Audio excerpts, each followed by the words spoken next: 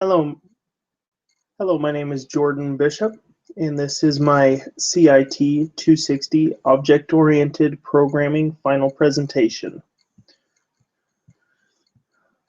So we created a game called Santa Challenge, and basically it's a game where you help Santa deliver presents around the world in a nutshell. My partner and I thought this was a very fitting game given the end of the year and being so close to Christmas time. We had a lot of fun learning and designing and programming the game, and through many hours of frustration and triumph, trial and error, we're proud of our final project. I hope you enjoy. So first off, for this assignment, we were given a rubric to go over in order to know what to present on. So some of the items that we'll be going over today are talking about the difference between a static class variable and a non-static class instance or variable, and giving some examples of that and how to call. We'll be demonstrating and going through some examples from the program of understanding when to use an array, array list in enum, etc. Then for the third thing, we'll be talking about the basic for statement and how to go, how you can get your program to go through one of these three lists mentioned before. And fourth, we'll be talking about how to throw, propagate, and catch custom runtime errors in the program. And then finally, how to, the difference between a byte stream and a character stream, and how to write character data to an external file. So we got a lot to cover in a little amount of time. I'm sure there's lots of presentations to grade, so we'll keep it short and simple.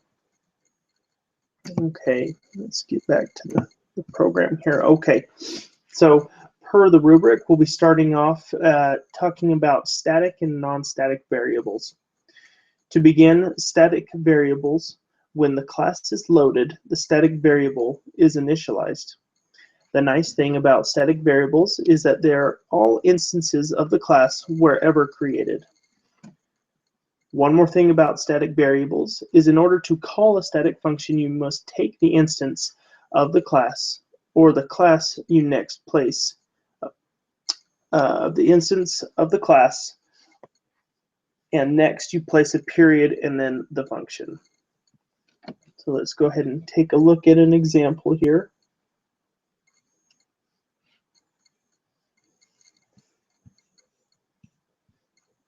I'm going to take a look in santachallenge.java, if I still have it up.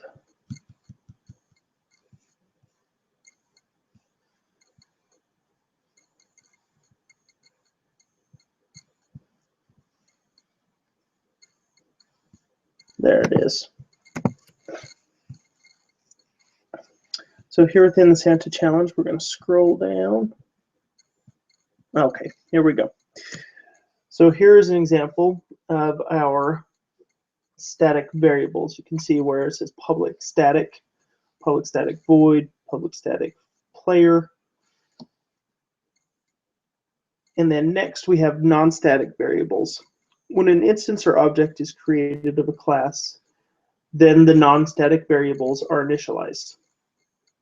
Now for non-static, they're created when an object is created and removed when an object is removed or destroyed. Now for an example, we're going to go to our map.java. There we go. And we can see where it says private instance. We've got private instance rows, private instance columns, etc. This is for our map and looking at the different places to go. This is an example of non-static.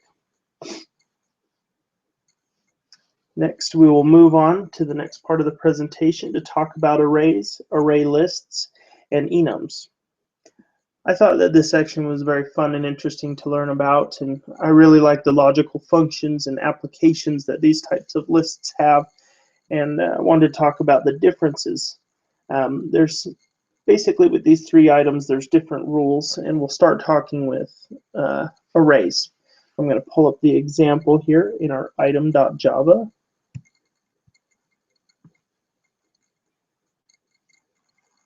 Oh, game control actually.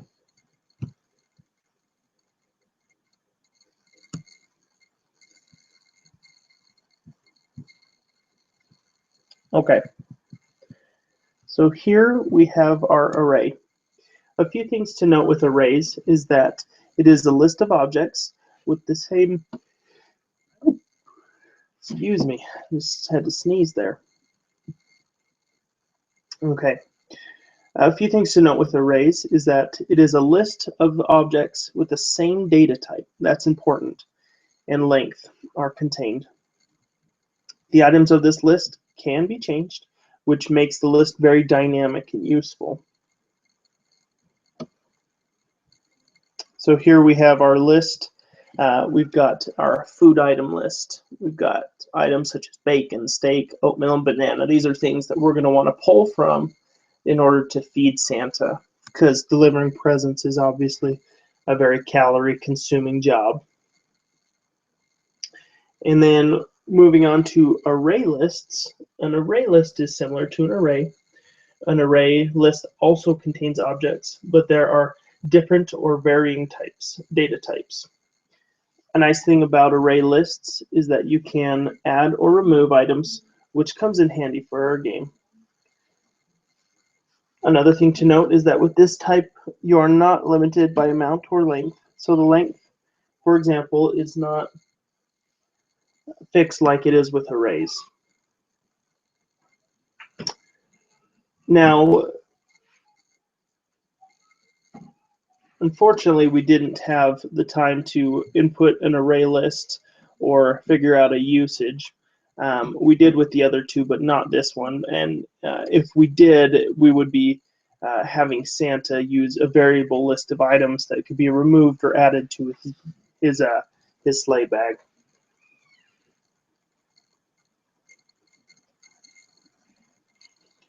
Okay. And then finally, we'll be talking about enums. Enums are similar to the first two. Their lists cannot be changed. The list items cannot be changed or removed. It's a fixed list. So here we've got an example of an enum. We've got the bacon, steak, and banana. And another example is under the item.java tab. We've got hat, cookies, goggles, hot chocolate, GPS, gloves, all things needed for Santa to deliver presents around the world.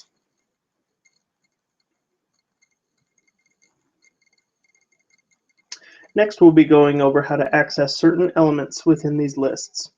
Let's talk about the for statement.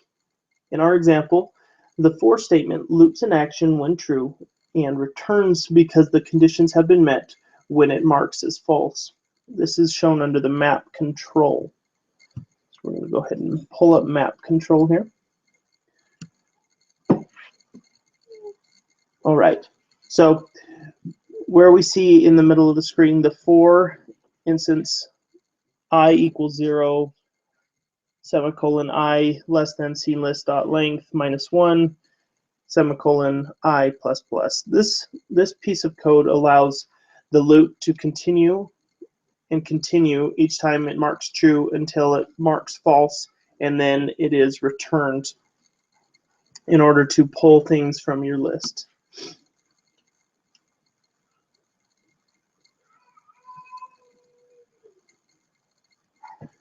Now we will talk about runtime errors. This is what you do to monitor for exceptions in this case. In order to do that, you place a try block. And after you do a try block, another option is a try catch. In the end, throws can be used to manually throw an exception. You can tell the program where to print out a message, an error message, etc. So we're going to go ahead and look at our example.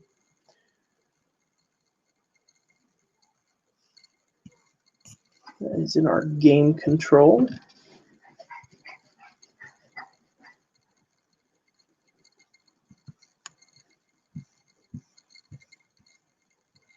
take a minute to find it here.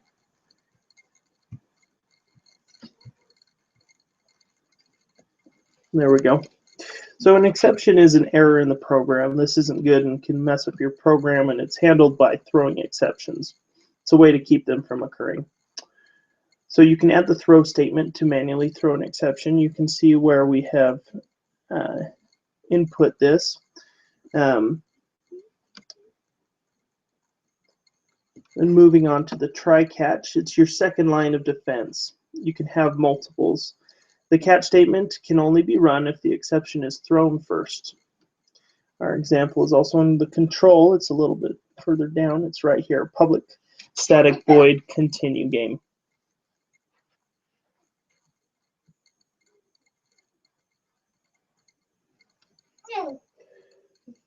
So one thing for propagating errors, you have to add the word throws, and that's how it goes up the back up the hierarchy of the chain. And next we'll be talking about the differences between byte and character streams. A character stream handles characters' inputs and outputs. For use of other symbols and languages, you use Unicode. This is standard. Apologize, I have my daughter in the background. And this is found, for example, on our load slave view. We can see here it's got the buffered reader, which allows the input on the keyboard, and then the print line to allow the printing of the following information that helps Santa load a sleigh by choosing how many reindeer need to hire him. And so byte streams, reads, and writes binary data and uses the input stream and output stream. Now the difference is that the character streams allows for more of a human readable output, and the byte is a much smaller byte, bit by bit. The data is read 1 byte at a time and is ASCII based. And it's only used with certain languages.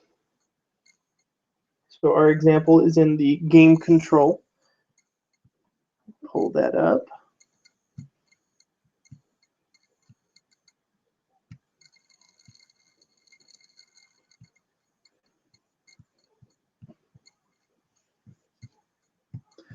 There's so many to go through here. Okay, game control.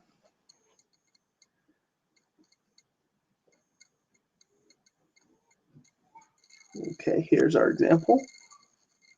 And then finally, I'll show you how to write character data to an external file. So we'll go into our game menu view. I'll just show you a couple examples here.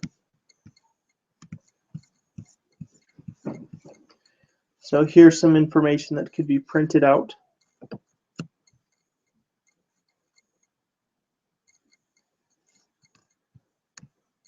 We go down and we find where it has the function to, let's see, there we go, private void view report. So this allows the end user to print out and store this information in a file. And we need to also take a look at inventory report view. This tells where and how it'll be stored once the user has made their inputs.